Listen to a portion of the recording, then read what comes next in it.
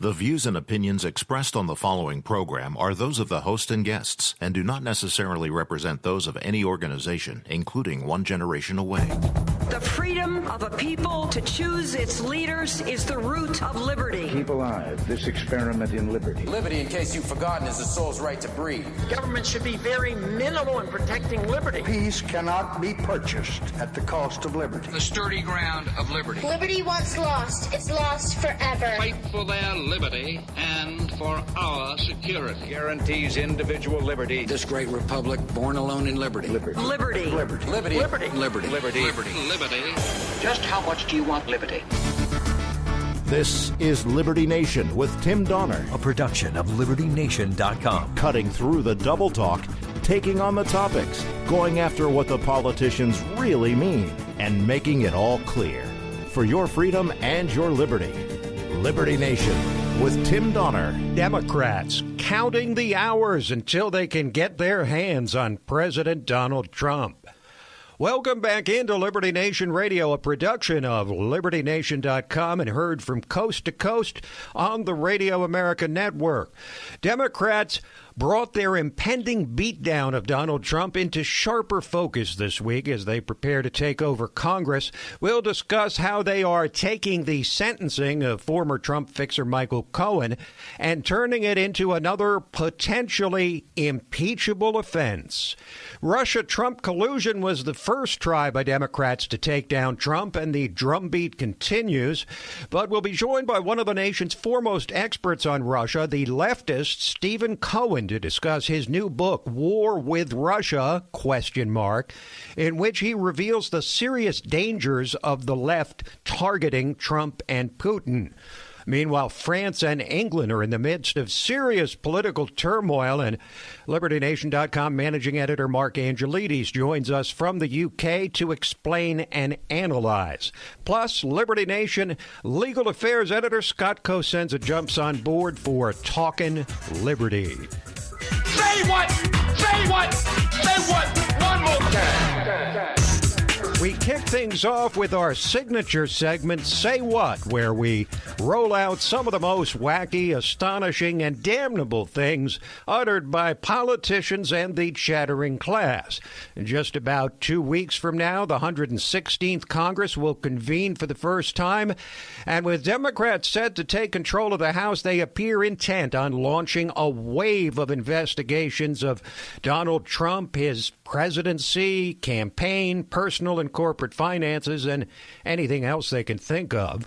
After former Trump fixer Michael Cohen was sentenced to 3 years in prison this week for what the judge called a veritable smorgasbord of fraudulent conduct, breaking campaign finance laws, tax evasion, lying to Congress, Democrats were no longer shouting from the rooftops about collusion or obstruction of justice like before, but they'd moved on to campaign finance violations. And Jerry Nadler, incoming chairman of the House Judiciary Committee, minced no words on CNN about his take and his plans. Well, I think what these indictments and filings show is that the president was at the center of a massive fraud, several massive frauds against the American people. And it's now our job, the job of the Justice Department, the special counsel, and the Congress to get to the bottom of this, to find out exactly what was going on, to find out the extent of the president's involvement, to find out basically what did the president know and when did he know it. So there's the Democrats invoking the famous words first uttered in the Richard Nixon impeachment hearings. What did the president know and when did he know it? And the incoming chairman of the House Intelligence Committee, Adam Schiff, went on CBS and made a spectacular prediction. There's a very real prospect that on the day Donald Trump leaves office, the Justice Department may indict him, that he may be the first president in quite some time to face the real prospect of jail time. So the Democrats' latest justification for taking down Trump is hush money paid to a couple of paid women. Hey, whatever it takes. Collusion didn't work because there wasn't any. Obstruction of justice didn't work because the president has every right to fire the FBI director. So now it's come down to the payment of hush money they are trying to depict as a felony. If that falls through, Rest assured, the Democrats will find yet another basis for impeachment, whatever it takes. Like, how about this one? A new revelation about Russia collusion with the National Rifle Association, the NRA. I'm serious. Here's Congressman Joaquin Castro of Texas on MSNBC discussing what he expects to learn from some woman ready to cooperate with the feds and uncover yet another Trump scandal. First, how deep and extensive the Russian connections are for the NRA. Remember, there was reporting and news about the NRA possibly accepting Russian money. This will be somebody who could tell us more about that, but also about the relationship between the NRA and some people in Donald Trump's circle, between them and Russian oligarchs. So now it's Russia, Trump, and the NRA. What will they think of next? And by the way, is every Russian with money or the Russian billionaires who apparently like Trump considered an oligarch? Listening to the Democrats, you would think so. And, of course, the elite media is, as usual, doing their best to amplify and magnify the charges made by convicted liar Michael Cohen. Just listen to the questions asked by little Chuck Todd of MSNBC to Senator Angus King of Maine. You have the Justice Department, if you will, in the Southern District of New York, pretty explicitly implicating the president in a crime. Do you believe there's already enough to start an impeachment inquiry? In fact, is Congress almost obligated to open an inquiry at this point? The one means to dealing when a president commits crimes is through the impeachment process. If you don't go through it, isn't this Congress's way of saying, well, yes, he committed some crimes, but politically it's uncomfortable, so if you're popular enough or if you have a big enough base, you can get away with committing crimes? So there you witness a prominent member of the legacy media goading the Democrats to start impeachment proceedings. Chuck Todd there used the word crimes to refer to Trump 4 times in that 37-second soundbite. Impeachment 3 times. Their bias is so obvious. Meanwhile, Trump's wall remains the other big topic of conversation as the House and Senate wrangle over funding for the border wall before Democrats take control of the House in a couple of weeks.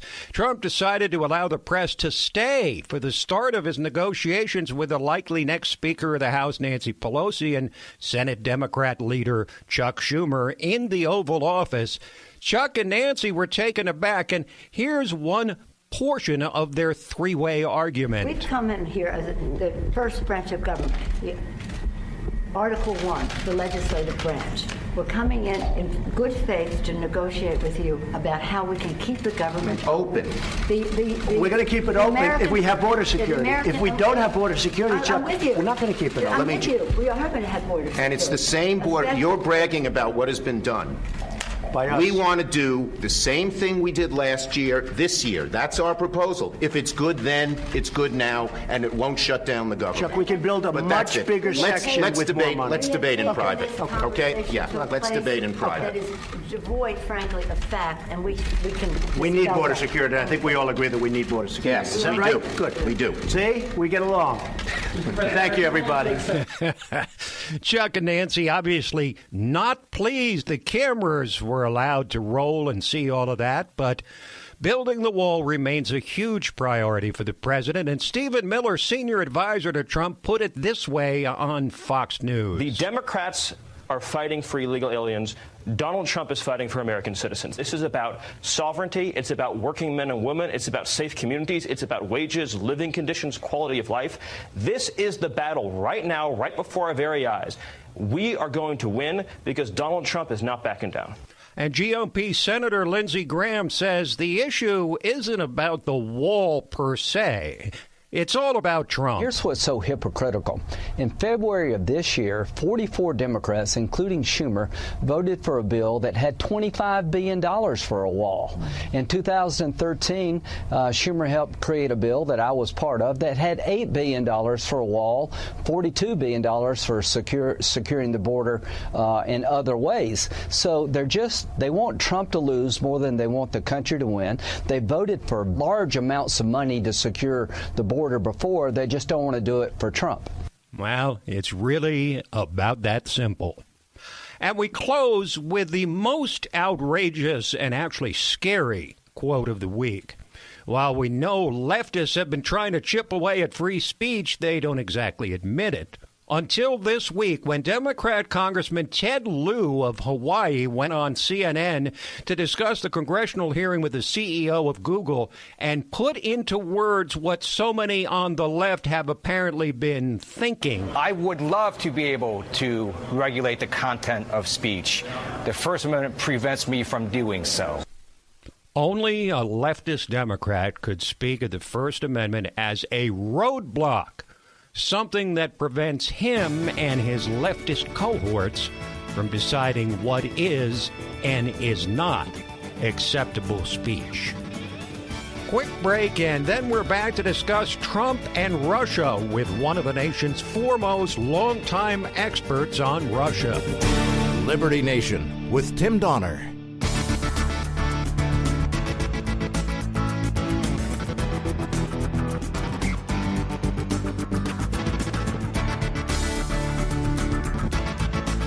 We believe that all men are entitled to blessings of liberty. This is Liberty Nation with Tim Donner. Well, not since the end of the Cold War and the fall of the Soviet Union almost 30 years ago has Russia been in the news as frequently as the last 2 or 3 years, more precisely since Donald Trump entered the presidential fray. Democrats persist in pushing the so-called Russiagate narrative, and Special Counsel Robert Mueller is working diligently to piece together a bunch of individual meetings and contacts between the Trump campaign and Russians in apparent hopes of uncovering some sort of collusion. But the man who joins us now is warning of what he believes could be the severe consequences of this targeting of Trump and Russia. Dr. Stephen Cohen knows as much about Russia as anyone, having studied, taught, and written about Russia and the Soviet Union for 50 years at Princeton University and NYU. He's now professor emeritus of Russian studies at both those institutions, and as a contributing editor at the progressive publication The Nation. And he's the author of a book hot off the presses entitled War with Russia, ? Dr. Cohen, welcome to Liberty Nation Radio. Thank you for inviting me. I appreciate it. Now, over 40% of the American people believe not just that there was collusion between the Trump campaign and Russia, but that Russians tampered with the actual votes in 2016, which even the most hostile political opponents of Trump admit is not true. I mean, it really couldn't be true since voting machines are not connected to the internet. But your book is all about how this ever-growing and changing Russiagate narrative is fraught with real danger in our international relations. What specifically is that danger? So let's look at it from two perspectives. First of all, let me say flat out that I've spent a lot of time looking for evidence that there was collusion, which means conspiracy, I guess, between Trump and the Kremlin to help him become elected, and I have found no evidence whatsoever. Mueller has turned up some fairly sleazy financial misdeeds by people associated with Trump's enterprises. But you would find that with any major corporation or any major political figure who had been in the business world for years. It's not unusual. It's not conspiracy. It's not treason. But a large part of the mainstream American media, particularly that segment of the media that favors the Democratic Party, has literally been calling Trump treasonous. And I'll give you, I'm not making this stuff up.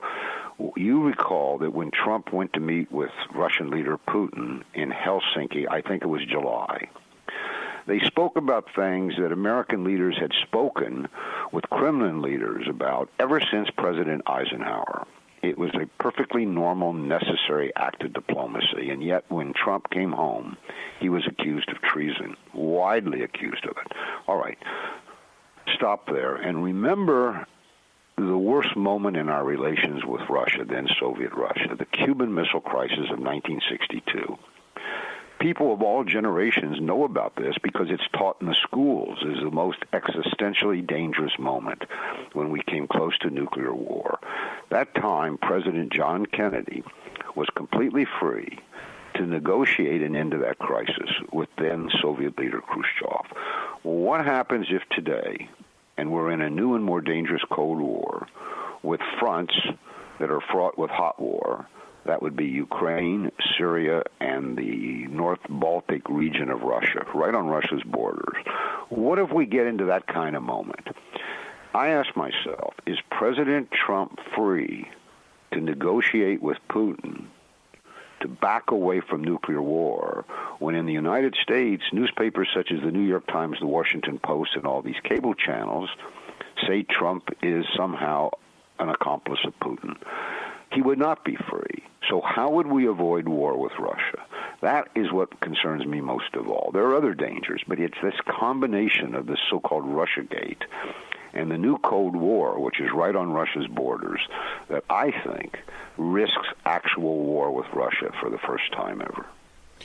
Now, this special counsel investigation has resulted in the indictment of several Russian executives, none of whom will ever come to justice because they're in Russia and the indictments are here. But they do confirm that Russia did interfere in the 2016 election. How would you characterize the nature of Russia's interference in 2016, and how did it differ from interference by the Russians or Soviets in previous American presidential elections? The last part of your question is very wise because we always have to look at these things historically and say, was there anything unusual or different? If we had an hour, we could go through all the episodes when not only did Russia, Soviet Russia particularly, interfere or meddle in our elections in one way or another, but equally importantly, the way we meddled in their internal affairs. The historical, dramatic, shocking moment is when literally the Clinton administration saved President Yeltsin, then president of Russia, from certain defeat in 1996. What they did was intrusive, invasive, dramatic, and so triumphalist that Showtime made a movie about it called something like Saving Boris or Spinning Boris. It was a moment we bragged on. What Russians, and we say the Russians, but there are 145 million of them, what some Russians did is what we and the Russians have been doing for almost a century. That is fiddling around with the other's politics. Mm-hmm. What was different this time is that the social media is new in this interference.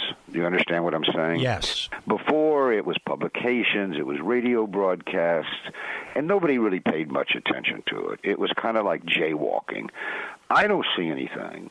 Now, maybe Mueller will turn up something, but if he would have made it known already. Anything other than run-of-the-mill jaywalking. Now, neither side should do it, but it's habitual now. It's habitual, and we do it. This is, it's bad, but it's jaywalking when we're talking about, wrongly, some kind of conspiracy between Trump and the Kremlin. That is Dr. Stephen Cohen. He had a lot to say, more than we have time for today, but we'll play you the second part of my interview with him on next week's show. From Russia without love, we move on to Europe and the trials and tribulations of the leaders of France and England when we return. Liberty Nation with Tim Donner.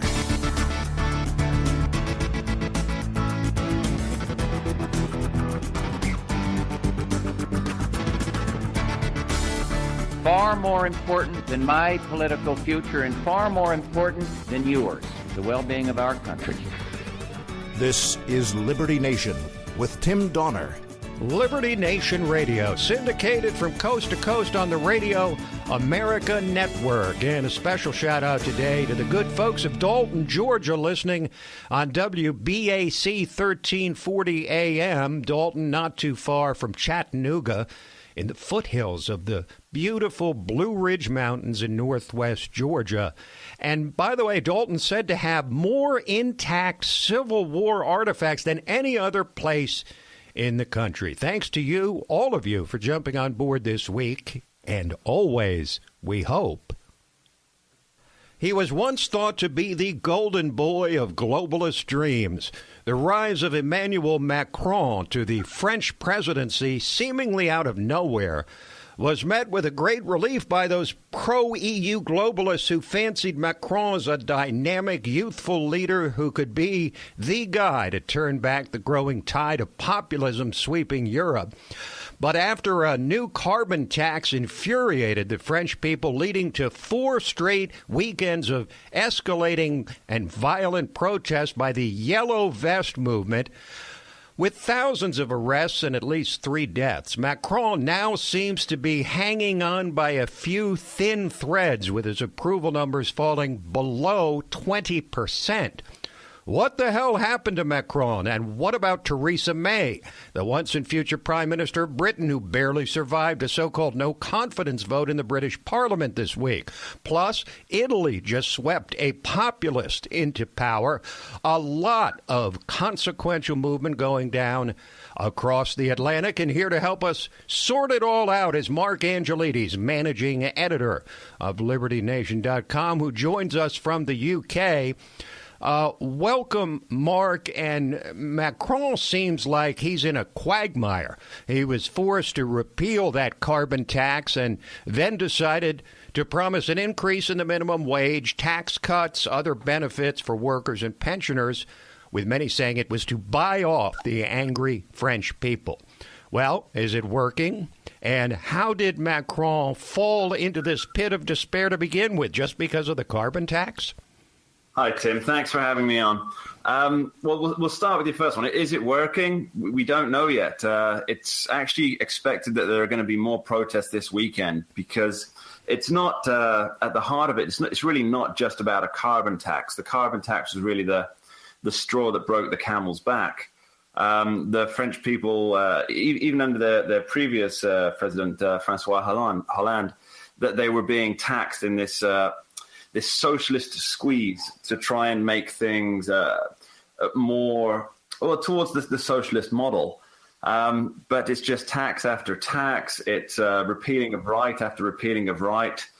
And really, this was just the final straw with things. Isn't there a bit of Marie Antoinette quality to this? Let them eat cake, or are Macron's concessions reminiscent of King Louis XVI when he started trying to give stuff away to quell the growing French Revolution in the late 18th century? It was really too little too late. But let's talk about Theresa May, the Prime Minister of Britain. She reminds me, Mark, of James Comey a bit, someone put in an impossible position as Comey was when he had to investigate Hillary Clinton and was certain to infuriate at least half the country with whatever he did. He wound up infuriating almost everyone. Likewise, Theresa May has to close the deal on Brexit, which she didn't support in the first place. She survived this no-confidence vote.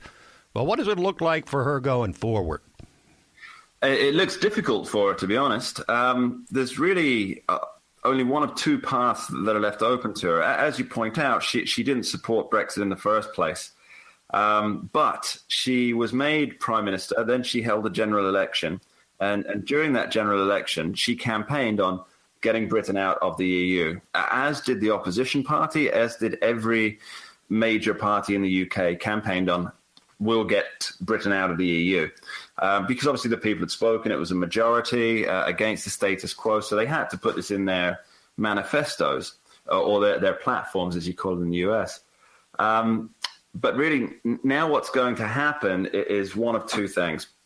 She has this deal that she's put together, which I'm sure we'll talk a little more about, that essentially gives no concessions from the EU, many concessions from the UK, including a 39 billion pound so-called divorce bill to actually leave, which has many people quite angry. But what's going to happen now is she's come back from Europe basically saying that, I've got these minor concessions, which she hasn't. There's no real concessions. The Britain is likely under this deal to be trapped in the EU indefinitely. Now, a lot of people are saying that the deal that Theresa May cut with the EU is actually worse than before Britain voted for Brexit, that it's worse than before Britain was just a member of the EU. Is it worse? Well, yes, it is. And here's the reason why. Under Article 50 of the Lisbon Treaty, which is the treaty that binds the EU to the UK and vice versa, there's Article 50, which is the mechanism by which a member state can withdraw from the EU and all such treaties. Now, that was triggered almost 2 years ago, and that will come due on March 29th next year, and at which point we will unilaterally be out of the EU, regardless of if there's a deal in place or not. But what she's done is she's organized with the EU what's called a backstop. Now, the backstop means that until a trade deal is in place, we'll continue under the present regulations that are imposed upon the UK. We'll continue under that. But here's the rub. We can only leave the backstop when the EU decides we can leave the backstop. So this is sort of like Britain experiencing all of the drawbacks of being in the EU with none of the benefits. Am I right? Almost exactly right, yes. Almost exactly right. With the added kick in the teeth that it will no longer be Britain's choice on when they can leave. So she'll put this before Parliament. Now, remember, most of Parliament wants to remain in the EU, despite the majority of constituencies voting to leave. And she'll put it before Parliament, and they will either approve or reject. Then Theresa May has the final choice. Will she, A, do what she should do to respect the actual democratic vote, the largest democratic exercise in British history, and just say, we're done with the EU and leave, or will she cancel Brexit? And that's the worry for every single person who campaigned for Brexit and who believed in Brexit, is will she just cancel the whole thing, which she can do. It will be an affront to everybody who has ever voted in the UK, regardless of who they voted for or what decision they voted for. But she can unilaterally just cancel Brexit, and that's the worry. All right, so we've talked about France and Macron. We've talked about Britain and Theresa May and Brexit. Let's move over to Italy, which has now advanced the populist movement in Europe by sweeping a populist prime minister into power a few months ago. How significant was the Italian election over the summer compared to Brexit? And is this likely to grow populism across the continent, what the Italians have done? To answer your question, I'll tell you a little bit about two videos I saw last weekend. The first video, was many videos of what was happening in Paris with violence on the streets, the state police beating free citizens into submission, the Champs-Élysées, fires everywhere, pure chaos. And then another one, which was the Deputy Prime Minister, Matteo Salvini, in Italy. And he was holding a celebration of his party's first 6 months in power.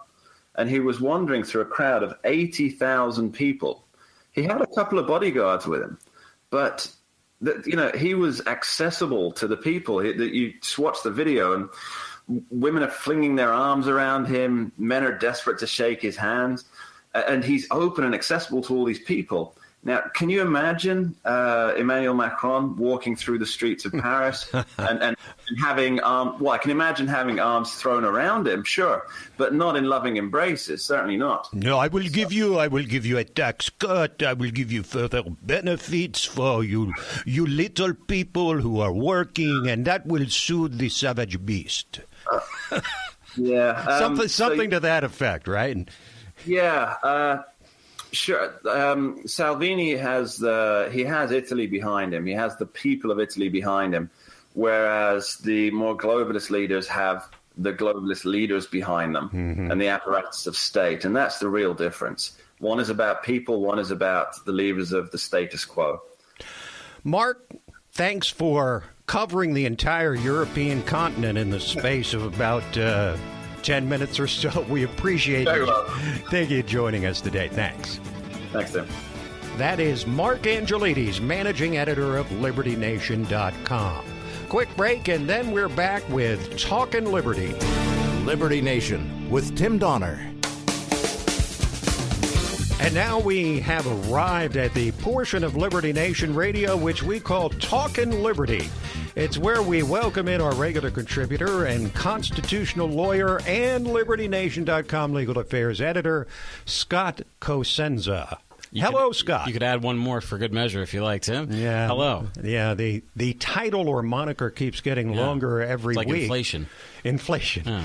Its inevitable rise. Let's get right to Michael Cohen and Donald Trump. Let's talk about it. Cohen is going to the slammer for 3 years pending appeal. $100,000 fine and 3 years incarceration. Does a punishment fit the crime as you see it?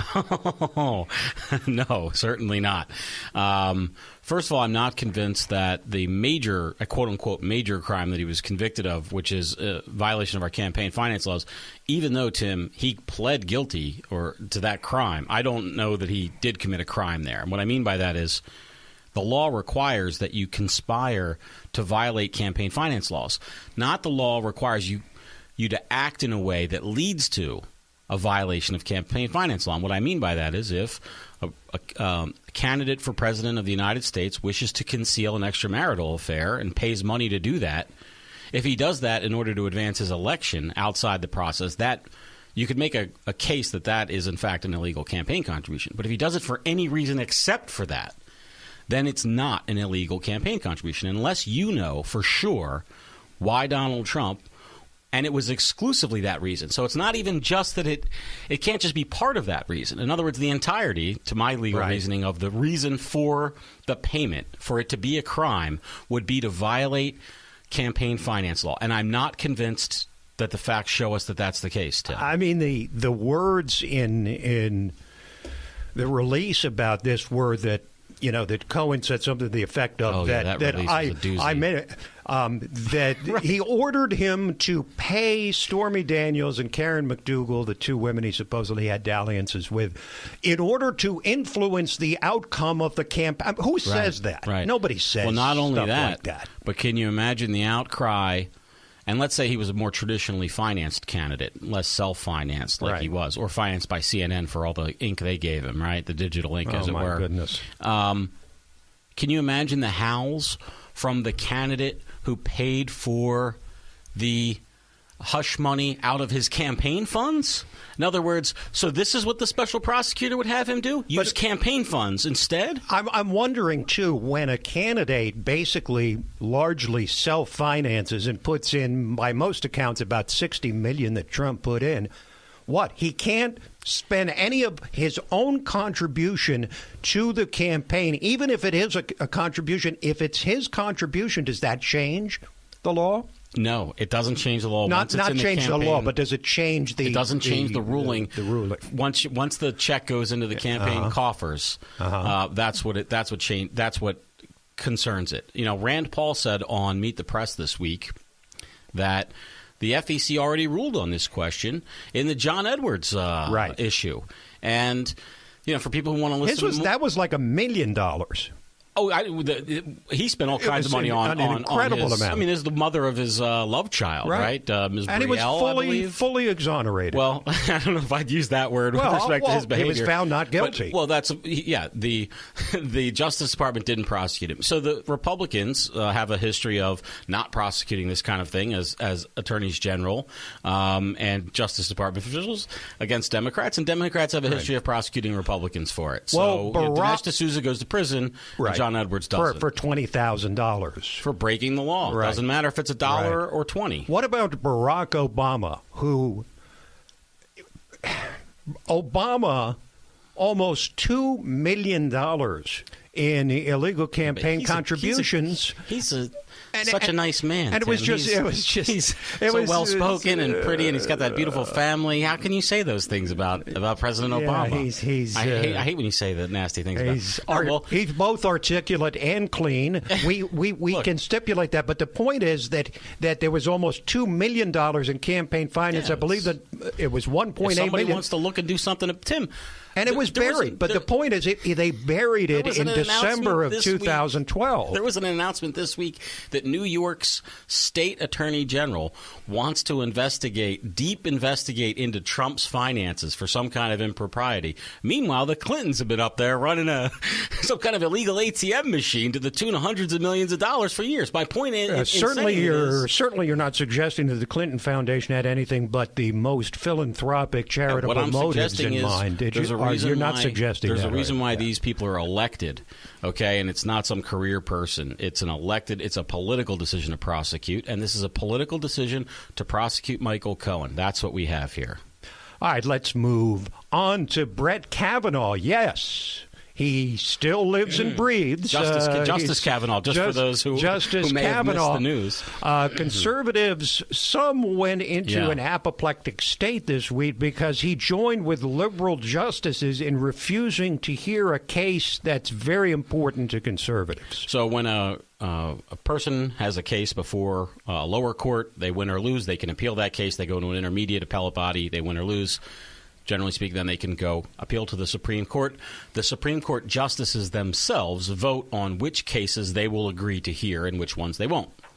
And this story is about the denial of a cert petition, is what we call it, or the decision by the Supreme Court to not hear a certain couple of cases. Those cases are about whether or not state Medicaid programs can sort of decertify abortion providers for other health care services. So Planned Parenthood provides abortion health care services. They may also provide some, whatever else they do, okay? Birth control, some other stuff. And the anti-abortion activist people in Louisiana and I think Kansas, they want to say that not a single penny of the state, of the Medicaid funds can go to this organization, even if it's not for the purpose of procuring an abortion or providing an abortion. They don't want it to be dispensing an aspirin for various reasons, okay? Planned Parenthood sues and says, hey, we're a health care provider. We're not asking you for money for something that we're not allowed to do, which may be to give a taxpayer-funded abortion, but we're allowed to dispense, aspirin and other medical advice or whatever. Let us do that. And they say, no, because of your nexus to abortion, we don't want you to do that. They sued and said, this is inappropriate. There's a split in the circuits. Some of the circuits court of appeals say that it is okay for a private group like Planned Parenthood to have a cause of action to be able to sue. This is all about the ability for a court to stand in judgment. Planned Parenthood is saying, please judge this situation that we have here. Right. And the courts are saying, well, we can't even really judge that. You don't have standing to sue. It's not your place to sue. This is a government program, and who we pay for what is not your purview. But if you've got a split in the circuits, then what is the settled law? Right. So there is no settled law. Yeah. And in fact, so this is a dissent from the cert denial. So the Supreme Court has said, we're not going to grant you certiorari. You're not entitled to come before the Supreme Court, and we're just going to leave things as they stand, which is a split in the circuits. And Justice Thomas says, this is precisely the reason why we're here, is to settle circuit court splits. And so Justice Kavanaugh did not vote with Justice Thomas and Justice Alito and Justice Gorsuch, the three of whom objected to the cert petition and signed Justice Thomas's opinion. Thank you, Scott. Thanks, Tim. This program, Liberty Nation Radio and LibertyNation.com's own podcast, The Uprising, are available to you on demand at LibertyNation.com and from fine podcast providers everywhere. So that is it for this week. We hope you enjoyed the show. We'll be back at you next week, same time, same station. Till then, this is Tim Donner saying, stand up for liberty. And we'll see you next time on Liberty Nation Radio.